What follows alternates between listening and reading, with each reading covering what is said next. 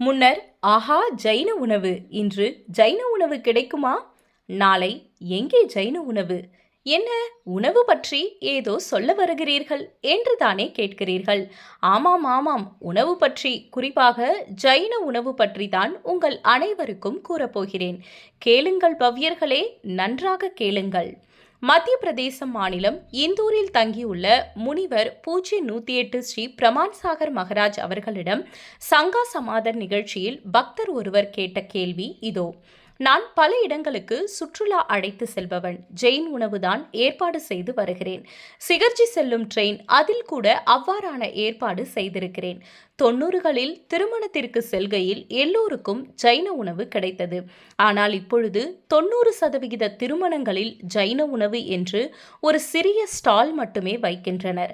நாலா பக்கமும் மற்ற உணவு வகைகள் தான் இருக்கிறது.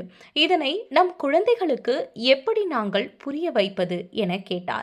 அதற்கு பூஜ்ய 108 ஸ்ரீ பிரமான் சாகர் மகராஜ் அவர்கள் கீழ்கண்ட பதில் அளித்துள்ளார். இது மிகவும் கடினமான ஒரு விஷயம்தான். திருமணத்தில் ஜைன உணவு ஒரு ஸ்டால் மட்டுமே வைத்திருப்பது மிகவும் வேதனைக்குரிய விஷயம். நான் இதை கேட்டு அதிர்ச்சி அடைகிறேன். ஜெயின் திருமணத்தில் இங்கு ஜெயின் உணவு என்று தனியாக ஸ்டால் வைக்க வேண்டிய நிலையா? இந்த நிலை ஜைன சமூகம் முழுவதற்கும் ஒரு கலங்கமே. ஜெயின் இல்ல திருமணத்தில் ஜைன உணவு என்று தனியாக கூறப்படுவது மிகவும் நிந்தனைக்குரிய விஷயம், கோரமான விஷயம். இப்பொழுதெல்லாம் ஜெயினர்கள் கிழங்கு வகைகளை கூட ஜைன உணவுகளில் சேர்த்து விட்டதாக பார்க்கிறேன். இதனால் உருளைக்கிழங்கு, இஞ்சி, பூண்டு போன்றவை சாதாரணமாக உபயோகப்படுத்தப்படுகிறது. காலிஃப்ளவர் கூட ஜைன உணவு என்கின்றனர் மகராஜ். நீங்கள் உங்களுக்கென்று ஒரு இலக்கணம் வகுத்து கொண்டு இதை ஜெயின உணவாகவும் ஆக்கிவிட்டீர்கள். நான் மேலும் ஆச்சரியப்படுவது, ஜெயினர்கள் பார்ட்டியில் மதுபானங்கள் விநியோகிக்கப்படுகிறது. இதை கேட்டதும் மிகவும் அதிர்ச்சி அடைகிறேன். காக்டெயில் பார்ட்டிகள் நடக்கிறது. சமூகம் எங்கே போய்க் கொண்டிருக்கிறது? இவற்றிற்கெல்லாம் ஒரு கட்டுப்பாடு வர வேண்டும். உள்நாடு வெளிநாடு என்று எல்லா இடங்களிலும் ஜைனர்களுக்கு என்று ஒரு மரியாதை இருக்கிறது. எனக்கு ஒரு கிளிப் பார்த்த நினைவு உள்ளது. மிஸ்டர் திரிவேதி அவர்கள் வெளிநாடு சென்றிருந்தார். அங்கு நான் தாவர உணவாளன், வெஜிடேரியன் என்று கூறினார். அதற்கு அங்கிருந்தவர்கள் நீங்கள் ஜெயினா என்று கேட்டனர். இந்த அளவிற்கு உலகில் ஜைனத்திற்கான மரியாதை உள்ளது.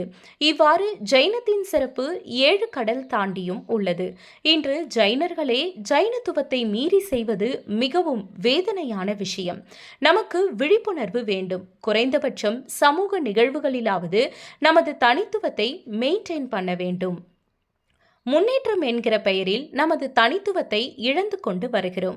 இன்று விமான பயணம், வெளிநாடுகளில் 5 ஸ்டார் ஹோட்டல் என்று எல்லா இடங்களிலும் ஜெயின் ஃபுட் கிடைக்கிறது. நாம் இந்த விஷயத்தை மேம்போக்காக பார்க்காமல் விட்டுவிட்டால் நமது தனித்துவம் மறைந்து போய்விடும். இளைஞர்களிடமும் இதைத்தான் சொல்கிறேன். சிறு சிறு நெருடல்கள் தனிப்பட்ட முறையில் எப்படியோ, ஆனால் குறைந்தபட்சம் சமூகத்தில், வெளியில் அதை கடைபிடிக்க வேண்டும். 5 ஸ்டார் ஹோட்டலில் ஜெயின் ஃபுட் என்று கேட்டு சாப்பிடலாம். 2014 டைம்ஸ் ஆஃப் இந்தியா நாளிதழில் முதல் பக்கத்தில் வந்திருந்த ஒரு செய்தி. பெங்களூரில் 2 திருமணங்கள் 5 ஸ்டார் லெவல் ஹோட்டல்களில் நடந்தது. இரண்டிலுமே வேகன் உணவு வகைகள் தான் பரிமாறப்பட்டது. அதாவது தயிர், மோர் போன்றவை கூட வேகன் உணவாகவே இருந்தன. இந்த அளவுக்கு நிறைய வகைகளும் செய்ய முடியும். மக்கள் அதனை வரவேற்றனர். ஆகையால் முதலில் நமது ஜைனத்துவத்தை இழந்து விடாது இருக்க நாம் முயற்சிக்க வேண்டும். அதற்கு முதலில் குரு பக்தர்களாக இருப்பவர்கள், எப்பொழுதுமே குருவின் சிறந்த பக்தர்கள் என்ற வட்டத்தில் வருபவர்கள் முதலில் கடைபிடிக்க வேண்டும். அவர்கள் சங்கல்பம் எடுத்துக்கொண்டு செயல்பட வேண்டும். அவ்வாறு எடுத்துக்கொண்டால்தான் நமது தனித்துவத்தை இழக்காமல் இருக்க முடியும் என்ற பதிலை மகராஜ் கூறி முடித்தார். இந்த தகவலை ஹிந்தியிலிருந்து தமிழில் மொழிபெயர்த்த பம்மல் திருமதி லதா ரவிச்சந்திரன் அக்காவை போல இந்த தகவலை சமூக நலன் விரும்பும் நீங்கள் உங்கள் குழுக்களில் பதிவு செய்யவும். நம் சமூகத்தார் இதனை பின்பற்றி நல்ல வழியில் செல்ல ஒரு நிமித்தமாக நீங்கள் அமைவீர்கள். மேலே கூறிய ஜைன உணவு தொடர்பாக நாம் செயல்படுத்த முடியுமா என்றுதானே நீங்கள் கேட்க வருகின்றீர்கள். ஆம், நிச்சயமாக முடியும். அப்படி தமது குடும்ப நிகழ்ச்சிகளில் முன்னர் ஒரு சிலர் நடத்தி காட்டியுள்ளனர். சமீபத்தில் நடத்தி காட்டியுள்ளவரை பற்றி கூறுகிறேன், கேளுங்கள். கடந்த 3/11/2024 அன்று சென்னை கொளத்தூரில் வசித்து வரும் நமது சமயத்தை சார்ந்த ஒருவர் தமது வீட்டில் நிகழ்ந்த சுப நிகழ்ச்சி விழாவை கொளத்தூர் பத்மாவதி திருமண மண்டபத்தில் வைத்து நடத்தினார். அந்த நிகழ்ச்சி பொதுவாக மாலையில் வைத்து நடத்துவார்கள்.